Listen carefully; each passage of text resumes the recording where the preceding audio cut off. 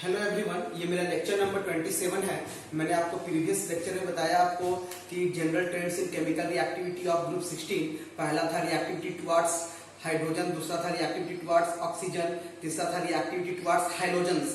Halogen में मैंने मोनोहलाइड्स, डायहलाइड्स और टेट्राहलाइड्स के बारे में बता दिया है। आज बताने जा रहा हूँ हेक्साहलाइड, जिसमें हम लोग देखते हैं हेक्साफ्लोराइड्स। जितने भी हेक्साहलाइड्स होते हैं उसमें सिर्फ हेक्साफ्लोराइड्स ही जो होते हैं वो स्टेबल होते हैं। तो लिखते हैं कि sulphur, selenium and tellurium form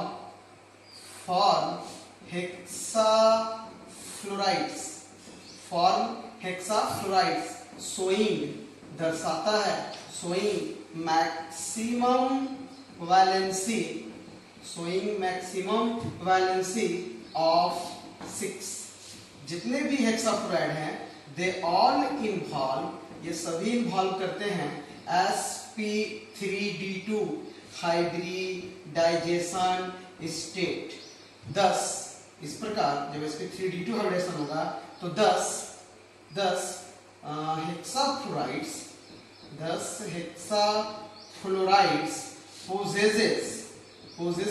possesses octahedral structure. जितने भी हेक्साफ्लोराइड्स हैं दे आर ऑल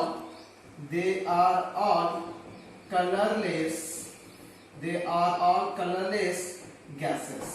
अगर हम लोग एग्जांपल देख लें हम लोग तो एक ले लेते हैं SF6 का, सल्फर का वैलेंस शेल का इलेक्ट्रॉनिक कॉन्फ़िगरेशन 3s2 और 3p4 होता है। हमको 6 फ्लोरीन 6 अनपेयर्ड इलेक्ट्रॉन चाहिए। तो पहले हम s का बना लेते हैं, ऑर्बिटल में इलेक्ट्रॉन्स को शो करते हैं इसका। तो s में 2 इलेक्ट्रॉन है, p में 4 है।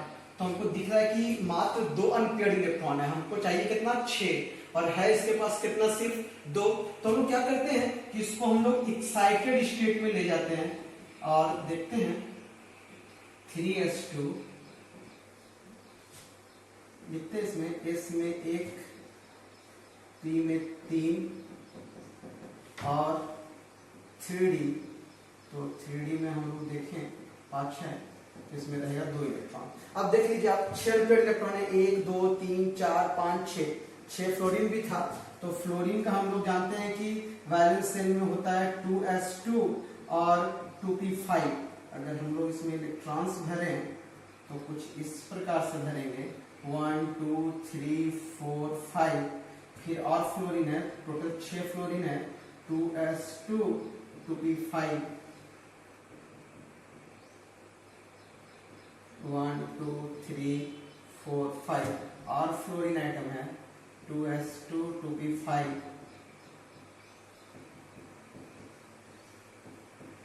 1 2 3 4 5 और फ्लोरीन आइटम्स है 2s2 2p5। सबके पास एक अनपेयर्ड इलेक्ट्रॉन मींस एक सिग्मा बॉन्ड बनाएगा। और fluorine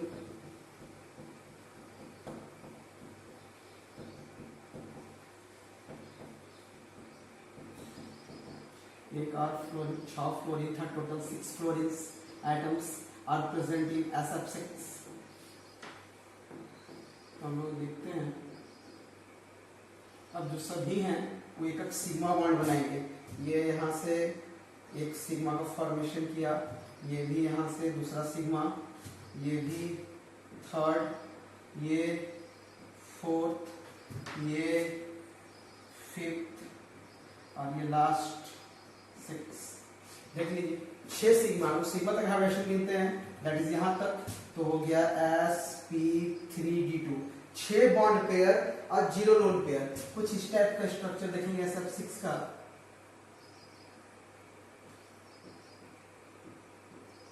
fluorine fluorine fluorine fluorine और फ्लोरीन। तो हम लोग अगर इसको देखें तो हम लोग लिख सकते हैं कि इसका हाइब्रिडाइजेशन जो हुआ वो हो गया sp3d2। बॉन्ड पेयर देखें तो 1 2 3 4 5 6 bond pair 6, lone pair nothing 0। और इसका स्ट्रक्चर या ज्योमेट्री बोले हम लोग ऑक्टा अब हम लोग बात करते हैं कंपाउंड्स ऑफ ऑक्सीजन का। तो उसमें देखते हैं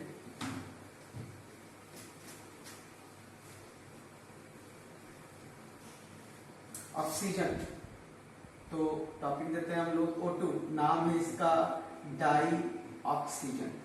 लिखते हैं कि oxygen is found in, oxygen पाया जाता है, oxygen is found in 2 allotropic forms, 2 allotropic form. कौन कौन? ए नंबर O2, नाम तो जान रहे इसका डाई ऑक्सीजन है, डाई ऑक्सीजन। और बी नंबर O3, नाम है इसका ओजोन। तो हम सबसे पहले पढ़ेंगे O2 के बारे में, O2 के बारे में पढ़ेंगे, नाम है इसका डाई ऑक्सीजन। तो सबसे पहले हम देखते हैं प्रिपरेशन, इसको बनाते कैसे हैं। तो प्रिपरेशन में सबसे पहले इंट्रोड्यूस करते हैं आपके सामने लैब मेथड। लैब मेथड में हम देखते हैं कि जब हम लोग हीट करें by heating potassium chlorate, by heating potassium chlorate, by heating potassium chlorate in the presence of MnO2 manganese dioxide catalyst. तो रिएक्शन कुछ ऐसा होगा कि 2KClO3 ये इसको हीट करें in the presence of MnO2 catalyst, तो ये बनाएगा 2KCl प्लस 3O2 और हमको मिल गया डाइऑक्सीजन। ये था लैब मेथड। अब अदर मेथड्स का अगर हम लोग बात करें तो कुछ इस प्रकार से देखेंगे कि by heating oxygen containing salts, वैसे सॉल्ट को हीट करें जो ऑक्सीजन कंटेन करते हैं। जैसे में हम लोग देखें तो सेकेंड होगा कि बाय हीटिंग ऑक्सीजन कंटेनिंग या ऑक्सीजन रिच कंपाउंड या ऑक्सीजन कंटेनिंग सॉल्ट्स। जैसे में देखें हम लोग कौन कौन सॉल्ट हैं, such as nitrates, chlorate, permanganate, dichromate और भी बहुत सारे सॉल्ट हैं एटसेट्रा। जैसे हम लोग कुछ ले ले सॉल्ट को, तो सबसे पहले नाइट्रेट बोले तो ले लेते हैं KNO3, इसका नाम है पोटेशियम नाइट्रेट। अब इसको हीट करें तो ये बनाएगा 2KNO2 प्लस O2, इसका नाम है पोटेशियम नाइट्राइट। ओके, और अगर ले लें हम लोग तो ले लें ZnO3 का होल ट्वाइस, नाम है इसका जिंक नाइट्रेट। ओके, ये बनाएगा ZnO plus NO2 plus O2। Balance करने के लिए यहाँ 2 ले लेते हैं, 2 यहाँ ले लेते हैं, 4 यहाँ ले लेते हैं। कैसे 4 लिया तो नाइट्रोजन 2 है, 2 दूना 4, तो 4 नाइट्रोजन हो गया। ऑक्सीजन 3 दूना 6 दूना 12, तो 2 ऑक्सीजन और 8 ऑक्सीजन 10 और 2 12 हमको मिल गया डाइऑक्सीजन। यहाँ भी डाइऑक्सीजन मिल गया। और अगर कोई नाइट्रेट ले लें तो PbNO3 का होल 2, इसको भी हम लोग हीट करें तो ये भी बनाएगा 2PbO plus 4NO2 plus O2। Balance करने के लिए यहाँ भी हम लोग ले लेते हैं 2। तो ये नाइट्रेट थे। आगे बोले क्लोरेट, तो 2KClO3, इसको भी हीट करें तो ये बनाएगा 2KCl प्लस 3O2 और यहाँ मैंने बताया था कैटलिस्ट के रूप में लेना पड़ेगा MnO2। अगर हम लोग देखें और दूसरे सॉल्ट को, क्लोरेट भी हो गया, परमैंगनेट तो KMnO4, नाम है इसका पोटेशियम परमैंगनेट। इसको अगर हीट करें हम लोग तो ये बनाएगा K2MnO4, जिसका नाम है potassium manganate plus MnO2 manganese dioxide plus O2।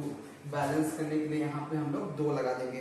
अब हम लोग नाइट्रेट देख लिए, क्लोरेट देख लिए, परमैंगनेट देख लिए, एक बच गया डाइक्रोमेट। तो डाइक्रोमेट में ले लें हम लोग K2Cr2O7, नाम है इस कंपाउंड का potassium dichromate.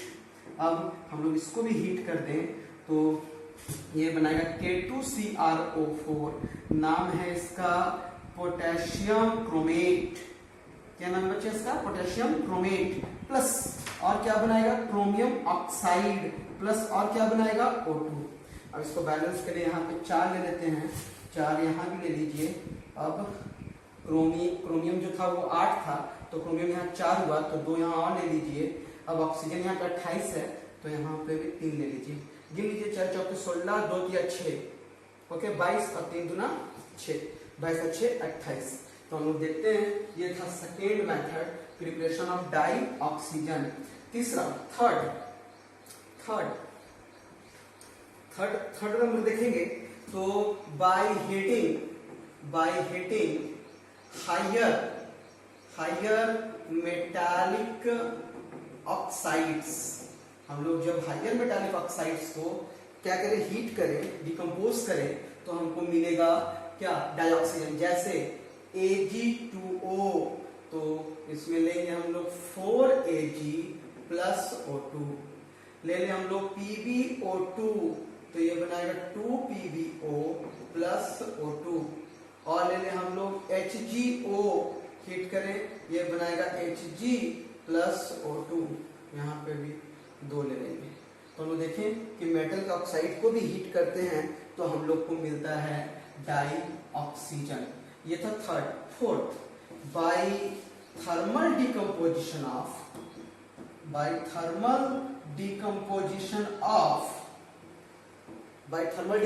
Of hydrogen peroxide H2O2। तो हम लोग ले लेते हैं H2O2 और इसको भी हम लोग थर्मली डिकम्पोज कर देते हैं, तो ये बनाएगा H2O प्लस O2। यहाँ पे 2 ले लेते हैं। फोर्थ, बाय इलेक्ट्रोलाइसिस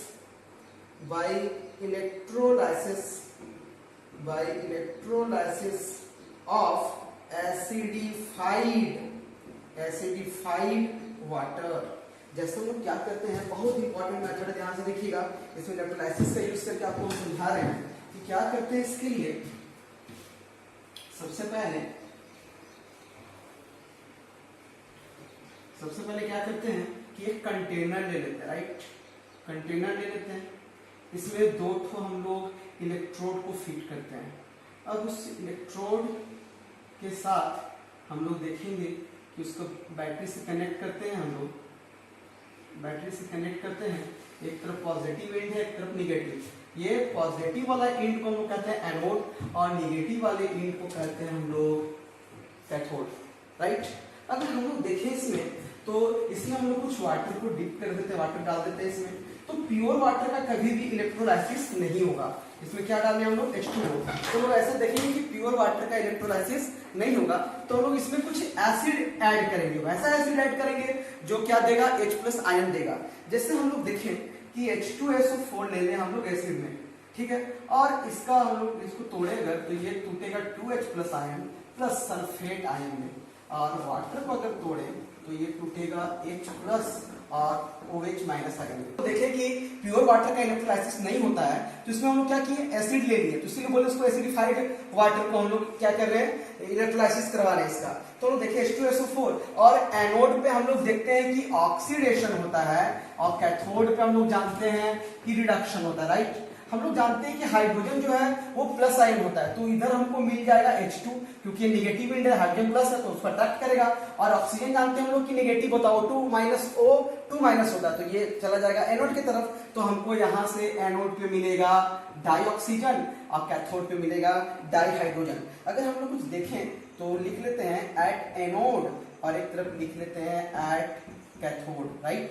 अब एनोड पे देखें हम लोग कि OH- आयन जो है एक इलेक्ट्रॉन का लॉस करेगा और ये बन जाएगा OH। अब OH जो है ये 4OH लेंगे और ये बना देगा 2H2O, और यहाँ से रिलीज करेगा O2। मैंने बोला था कि एनोड पे मिलेगा O2, तो देख लीजिए यहाँ O2 है। कैथोड पे क्या होगा कि H+ आयन है, ये एक इलेक्ट्रॉन को गेन करेगा और ये बन जाएगा H, और H+H ये बन जाएगा H2। और देख लीजिए कैथोड पे हमको क्या मिला? डाइहाइड्रोजन मिला। तो ये था प्रिपरेशन ऑफ डाई ऑक्सीजन। अब हम लोग बात करते हैं इसकी प्रॉपर्टीज के बारे में, प्रॉपर्टीज ऑफ डाई ऑक्सीजन। तो पहले जानते हैं कि डाई ऑक्सीजन का ना कलर होता है, ना टेस्ट होता है और ना ऑर्डर होता है, means colourless, odourless and tasteless gas. तो सबसे पहले टॉपिक क्या है, प्रॉपर्टीज ऑफ डाई ऑक्सीजन। तो first, it is colorless, odorless gas. Second, sparingly soluble in water. Third, it is found in three isotopic forms. Isotopes are the atoms of same elements having same atomic number but having different क्या atomic mass number। तो हम लोग देखें कि oxygen 8, तो देख रहे हैं सबका एटॉमिक नंबर सेम है, लेकिन 16, 17 और 18, तो 3 आइसोटॉपिक फॉर्म में पाया जाता है। फोर्थ, नॉट कंबसिबल, जलता नहीं है, नॉट कंबसिबल बट सपोर्ट कंबशन, जलता नहीं है लेकिन जलने में क्या करता है, ये मदद करता है। नेक्स्ट, 5वां number, reaction with metals comma non metals and compounds. जैसे हम लोग देख लें मेटल में कि आपका ले लें Mg, मैग्नीशियम एंड O2, ये बनाया MgO, राइट। बैलेंस करेंगे Ca प्लस O2, ये बनाया CaO, बैलेंस करेंगे। फिर ले लें हम लोग Na, यहाँ 2 लेंगे। अब Na प्लस O2 ये बनाएगा Na2O, तो यहाँ 2 लेंगे, यहाँ पे हम लोग 4 ले लेंगे। ओके, और देखिए मेटल्स में हम लोग देखें मैग्नीशियम, कैल्शियम, सोडियम के बारे में। अब देख रहे हैं एल्यूमिनियम प्लस O2, ये बनाएगा Al2O3। अब हम लोग यहाँ 2 ले लेते हैं, ऑक्सीजन 3 ले लेते हैं यहाँ पे, और ये ले लेते हैं 4, ये मिल गया। अब देखिए हम लोग आयरन Fe प्लस O2, ये बनाएगा Fe2O3, यहाँ भी 2 ले लीजिए, यहाँ भी 4, यहाँ पे 3। तो हम लोग देखिए reaction with metals, non metals देख लेते हैं। जैसे C प्लस O2 बना दिया CO2, S प्लस O2 बना दिया SO2, P4 प्लस O2 ये बना दिया P4O10, या फिर P4 प्लस O2 तो ये भी बनाएगा P4O10, लेकिन P2O5 भी बनाता है, P2O5। बैलेंस करेंगे, यहाँ पे 2 ले लेते हैं, और यहाँ पे ऑक्सीजन 10 है तो यहाँ पे 5 लेंगे, हो गया P4O10। यहाँ पे फास्फोरस ठीक है, ऑक्सीजन 10 है तो यहाँ पर भी हम लोग क्या ले लेते हैं, 5 ले लेते हैं। अब हम लोग देखते हैं कि रिएक्शन विथ मेटल्स हो गया, नॉन मेटल्स हो गया, कंपाउंड्स नहीं देखें तो कंपाउंड में ले लेते हैं ZnS प्लस O2, ये बनाएगा ZnO, zinc oxide plus sulphur dioxide. Balance कर लेते हैं, यहाँ पे 2 ले लेते हैं, यहाँ भी 2 ले लेते हैं, और नहीं ऑक्सीजन हो गया यहाँ पे 4 तो यहाँ पे 2 ले लेंगे। अब सल्फर है 2 तो यहाँ पे भी 2 ले लेंगे, तो ऑक्सीजन हो गया 2 और 2 4 और 2 6, यहाँ पे 4 ही हुआ तो यहाँ पे 3 ले लेंगे। बैलेंस हो गया, सबको हीट करना है हमको। अब और कुछ कंपाउंड ले लें, जैसे लेते CH4 प्लस O2 मीथेन। अब ये बनाएगा CO2 प्लस वाटर।